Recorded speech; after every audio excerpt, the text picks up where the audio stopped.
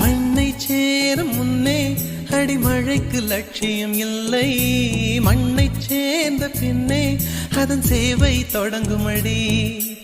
உன்னை காணும் முன்னே என் உலகம் தொடங்கவில்லை, உன்னை கண்ட பின்னே என் உலகம் இயங்குதடி. வானத்தில் ஏறியே மின்னல் பிடிக்கிறவன், பூக்களை பறிக்கவும் கைகள் நடுங்குகிறேன்.